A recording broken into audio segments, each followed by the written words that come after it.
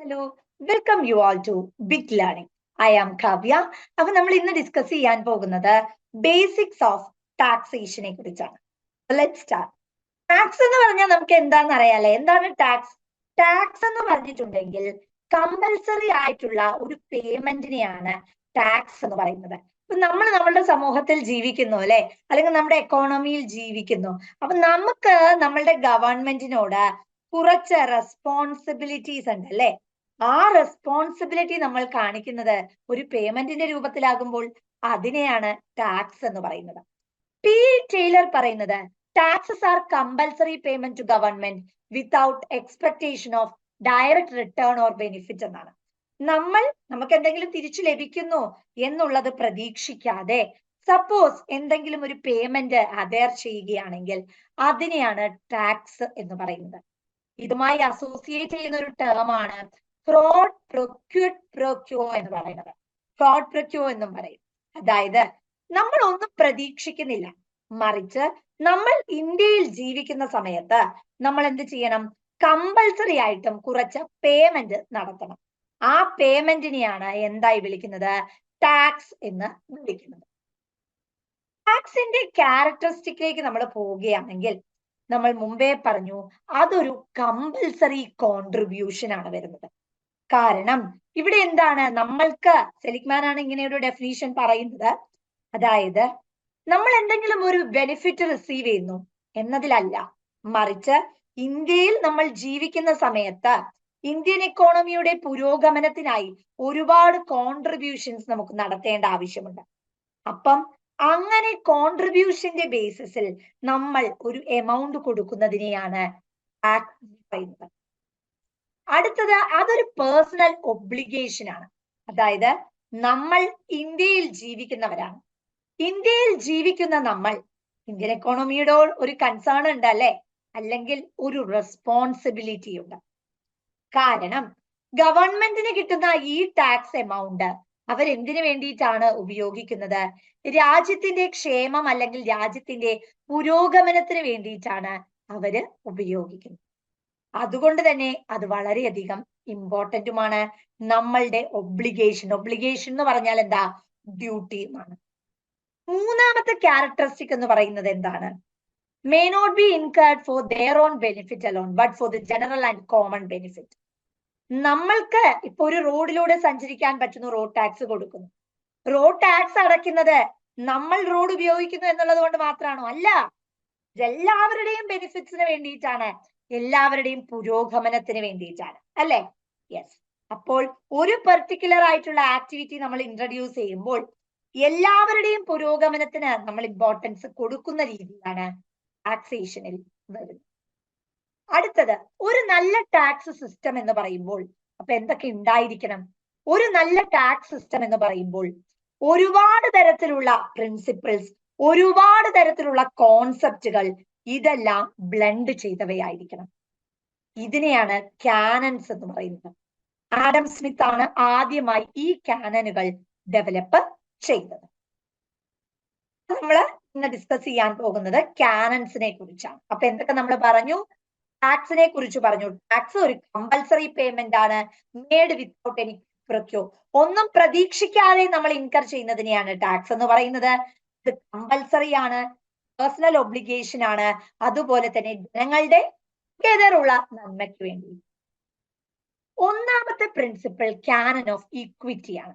Adam Smith പറയുന്നത് ഈ രാജ്യത്തിന്റെ ഒരു ഫാക്ടറിലേക്ക് നമ്മൾ നോക്കുകയാണെങ്കിൽ subjects of every state ought to contribute towards the support of the government as nearly as possible in proportion to their respective ability, that is in proportion to the revenue which they respectively enjoy. ഒരു രാജ്യത്ത് 1000 രൂപ കിട്ടുന്ന വ്യക്തി അദ്ദേഹം കുറച്ച് ശതമാനം contribute ചെയ്യണം. 1000 രൂപ അപേക്ഷിച്ച് 2000 കൂടുതലാണല്ലേ? 2000 കിട്ടിയ വ്യക്തി 1000 രൂപ കിട്ടിയ വ്യക്തിയെക്കാളും കോൺട്രിബ്യൂട്ട് ചെയ്യണം. അതായത് നമ്മളുടെ ഇൻകത്തിന്റെ ബേസിസിലായിരിക്കണം എന്ത് ചെയ്യേണ്ടത്? ടാക്സ് സംഭാവന ചെയ്യേണ്ടത്. കൂടുതൽ ഇൻകം കിട്ടുന്ന വ്യക്തി കൂടുതലായി ടാക്സ് പേ ചെയ്യുക. ഈ ഒരു പ്രിൻസിപ്പിളിനെയാണ് കാനൻ ഓഫ് ഇക്വിറ്റി എന്ന് പറയുന്നത്. അപ്പൊ അവിടെ പ്രശ്നമില്ല അല്ലെ? കാരണം എന്താ? 1000 രൂപ കിട്ടുന്ന വ്യക്തിയും 2000 രൂപ കിട്ടുന്ന വ്യക്തിയും രണ്ടുപേരുടെയും ജീവിത സാഹചര്യം എന്ന് പറയുന്നത് രണ്ടാണ്. അപ്പൊ 1000 രൂപ കിട്ടുന്ന വ്യക്തി കുറച്ച് ടാക്സ്, 2000 രൂപ കിട്ടുന്ന വ്യക്തി കുറച്ച് ടാക്സ്. അപ്പോൾ എന്താണ് ഇവിടെ ഇൻകത്തിന്റെ ബേസിസിൽ എന്ത് സംഭവിക്കുന്നു?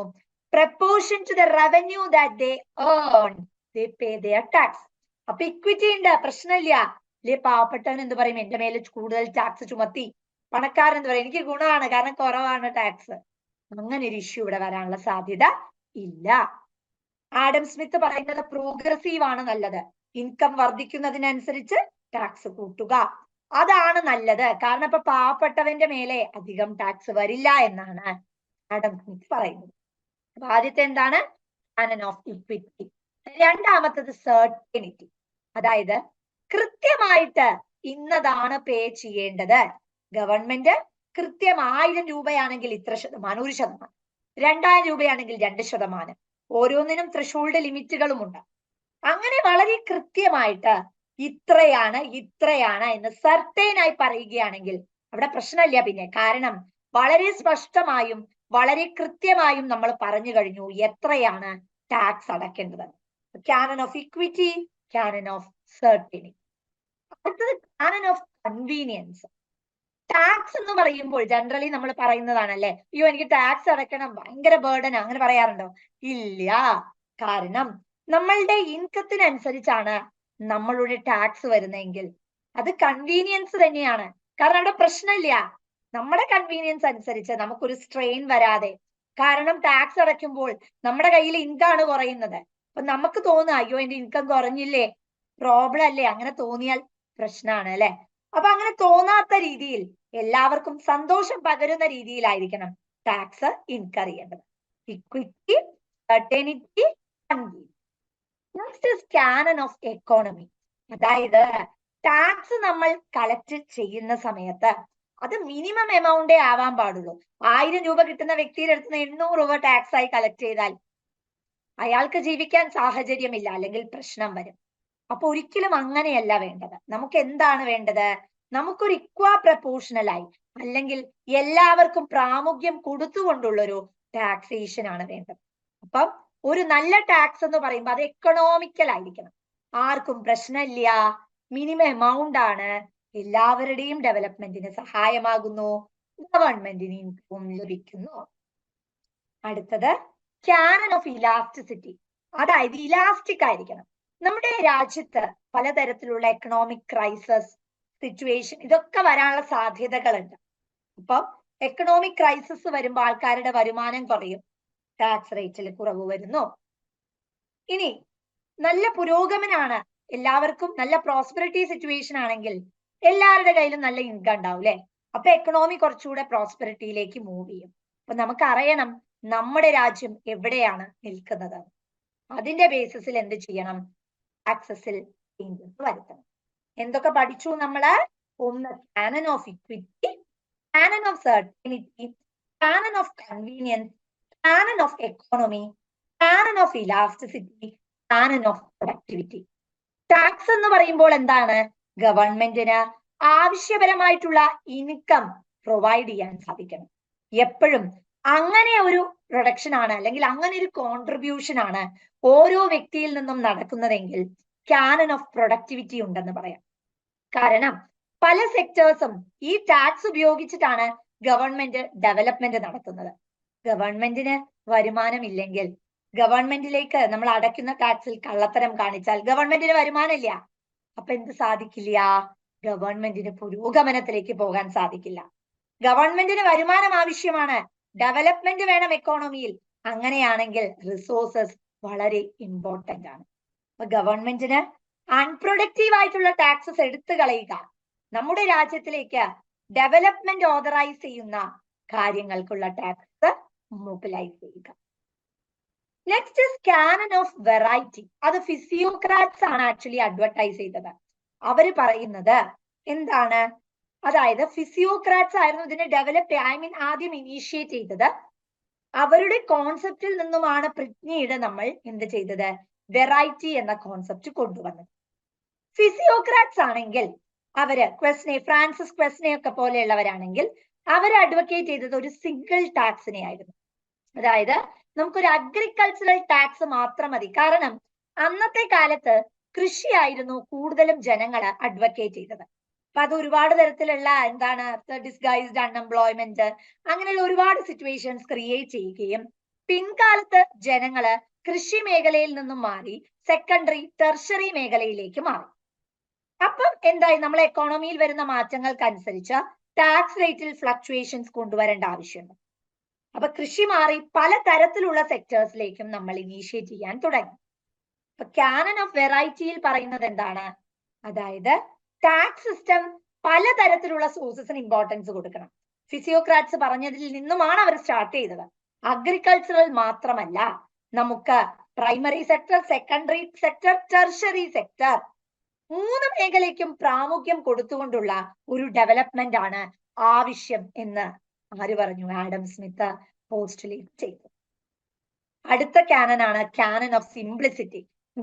സിംപ്ലിസിറ്റി, ഫ്ലെക്സിബിലിറ്റി രണ്ടെണ്ണം കൂടിയാണ് ഉള്ളത്.